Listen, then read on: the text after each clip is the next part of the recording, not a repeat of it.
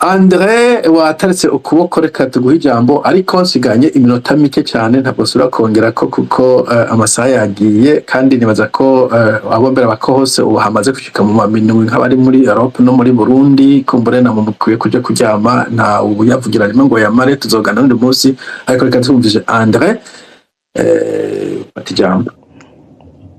urakoze rwose Semerera kandi nongeye kugushimira kuri iki kiganiro. Nibaza ko ibiganiro nk'ibi nk'uko nabivuze birafise akamaro kuri twese ku Barundi, kuko bituma cyane cyane rwaruka ruzotwara igihugu ejo bundi rumenya ibibazo bihari.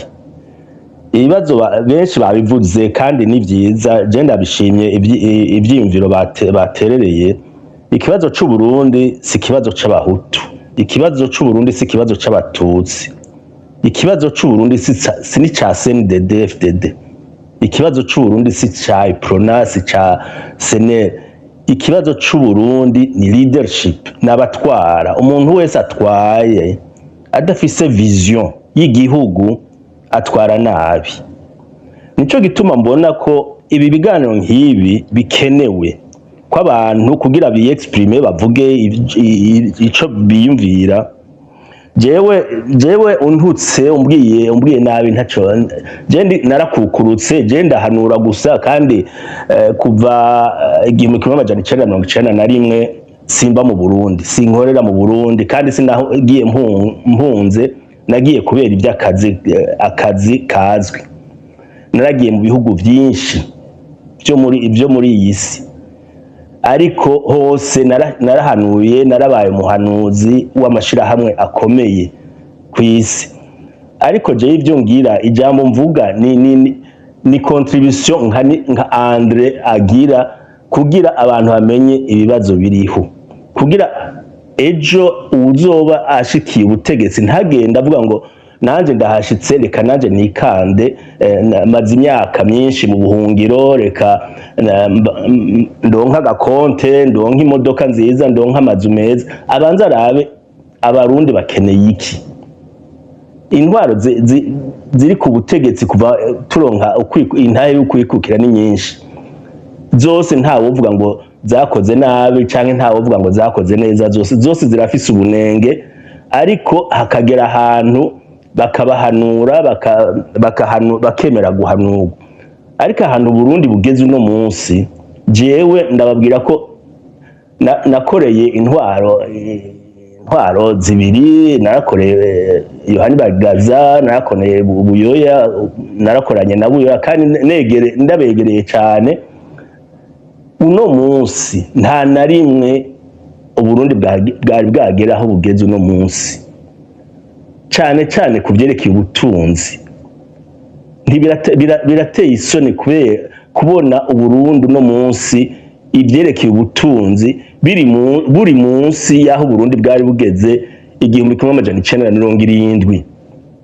Birateye isoni kandi ukamengo nta na kimwe bibabwira abari ku butegetsi. Donc urumva turafise problème ya leadership.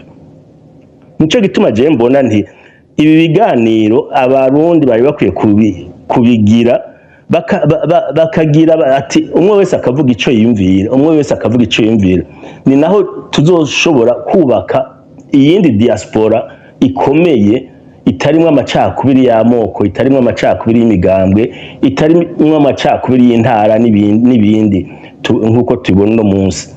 Kandi ibyo birashoboka. Rimwe Union Africaine yaravuze ati diaspora tugira tuyigire 6e région de l'Afrique. No kuvuga hariho Afrique du Nord, Afrique du Sud, Afrique australe, Afrique de l'Ouest, Afrique de l'Est, hanyuma Afrique centrale. But diaspora turashaka ko nayo iba iyindi region de l'Afrique. Ivyo byari ibintu bikomeye kuko babona importance, akamaro ka diaspora. Mwese aho muri hose mufise amaraso y'Abarundi, naho n'umwana yoba yavukiye i Buraya, abavyeyi biwe bavukiye i Burundi. Umwana arabaza ati mbe iwacu ni hehe, hameze gute, igihugu muvuga mwavukiyemo kimeze gute, umuntu yogifasha gute.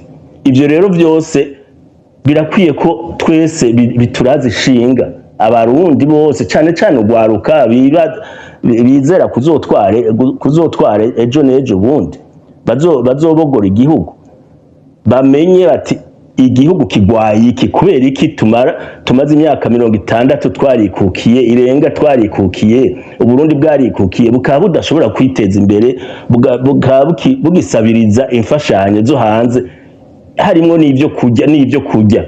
Ivyo byose rero nivyo rero navuga nti harakeneye ko ibiganiro mu bibandanya kugira abantu bi exprime, kuko numvirije abantu bose duhurira ku bintu bimwe. Igihugu c'u Burundi kirakeneye ko bakigarukira, abarundi bakigarukira, si abarundi bari mu Burundi gusa, n'abarundi bari mu mahanga. Abarundi bari mu Burundi bo baragowe, bafise ubwoba, nta n'ushobora kwiyexprima nk'uko bavuze ati kera haraba n'amagreve abantu batanezerewe na politike bakagira greve. Ubu nta greve iriho, nta n'ufise droit yo kwiyexprima. N'utu tugroupe twa WhatsApp abantu bavugiramwo, uvuze ikintu kivuga nabo ubutegetsi uzubona baje bakakuyo. Urumva rero hasigaye diaspora rero mu gihe diaspora iri divize bariko bigabura mu moko, mu migambwe, mu tundi tugwi, ntaho tuzoshika. Ni ivyo rero nivyo nagira ndabatera intege, nico gituma navuze nti komeza ibiganiro, abantu bi-exprime bavuga ico biyumvira. Kandi numvise abantu benshi bavuze muri ibi biganiro, twahurije hamwe yuko hakenewe inotre vision yuko ingene diaspora yokora igafasha abarundi, igafasha Uburundi kogorora, bukava muri aya magorwa burimo. Na rero nashaka kurangiriza nongera kugutera intege nti komera ku muheto, ntiwumvirize ibyo bavuga, ahubwo bizotuma abarundi benshi baza, kuko nahora ndaba ibiganiro ukora uno munsi haje ahumvirija, hari abarundi benshi bariko barumviriza, canke n'abandi bumva ikirundi bariko barumviriza, ni benshi. Ejo hazoza barenze, hanyuma tugire ivyiyumviro bitandukanye, hanyuma hazogira umunsi duhuriza kuri programme imwe, kuri vision imwe ya diaspora y'abarundi, ingene aba diaspora yofasha Uburundi kogorora. Murakoze rwose, mugira Imana kandi mukomere.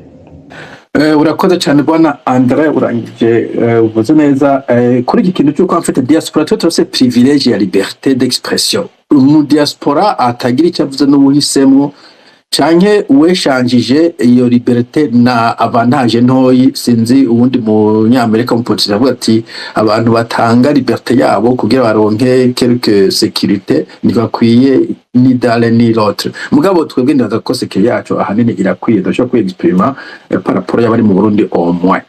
Ikindi turafise accès ku ma media, burya abarundi bashobora gusanga umuntu ashaka kuraba video ya YouTube akabura ama data, ugasanga donc information yiwe iri limitée kuri texte, ibintu nk'ivyo cyangwa utuntu tuca kuri TikTok tugira substance.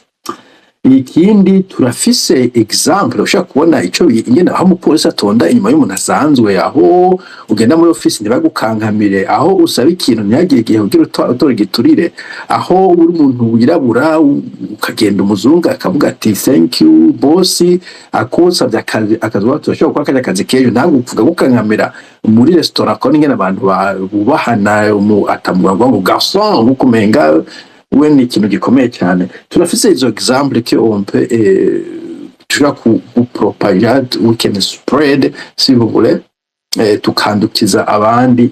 Novuga ko afite diaspora ifise sohore a jouer birimo nyine na tolerance, kuko kumva yuko abantu bagomba kubona ibintu bimwe absolument kugira ngo mushobore gukana ikindi kintu nyine c'est pas vrai.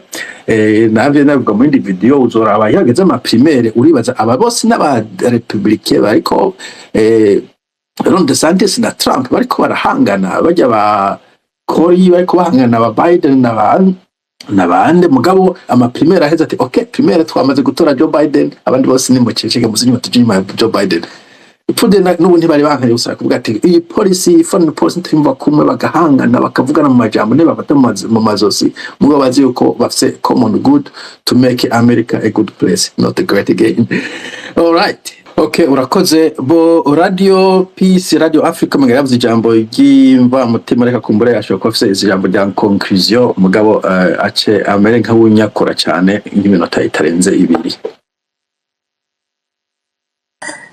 Urakoze cyane Semerera, mbabarire ni nkoresha platform ya Radio Africa for Hope, ni radio iriho kandi izwi n'amategeko muri Sweden, ariko nitwa Steve Derrick, sinigira ninyegeza canke ngonyegeza izina ryanje, ariko rero nanje nagira fata kano kanya ngo gushimire. Nanje naheruka gutera makera teramira muri space zacu za bagenzi bacu za bene wacu b'abarundi, ariko rero nagira ndagushimire cyane, ahubwo ndagusaba gukomeza urikura kuza audience yawe. Twe ntidugifise umwanya cyane wo gukora ibiganiro, ariko rero zuradufasha ufata uno mwanya udutegura ibiganiro vy'aba diaspora, binabaye ngombwa utubwira ari ku radio tubivuge, ari ku ma platform yacu tubivuge tubimenyekanishe gusumba, hanyuma tuze turaganira ukunye na cyane tuyaga duhuza, kuko uno munsi numvise turiko tuyaga ibisa na bimwe naho hatabura bamwe baguma bagacomekamwo.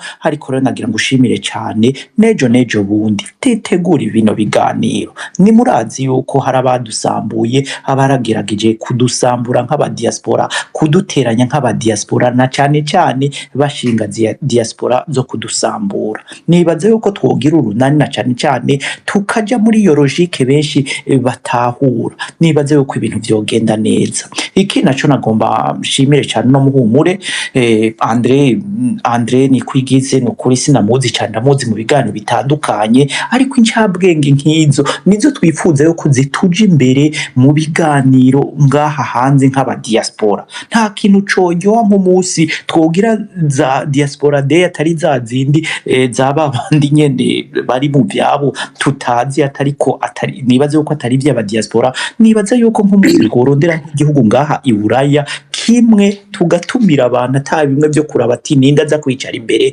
ninde yatumiye, ariko twese dufise ijambo rimwe, ururimi rumwe. Turabarundi, dushaka ineza y'abarundi, dushaka ineza y'igihugu cacu. Nibaza yuko ico kintu cogira akamaro cyane nk'aba diaspora, na cyane tuze turubahana mu biyago vyacu. Liberté d'expression Semerera wabivuze turayifise, ariko turabe twubahane, ntituze turamburana agashambara.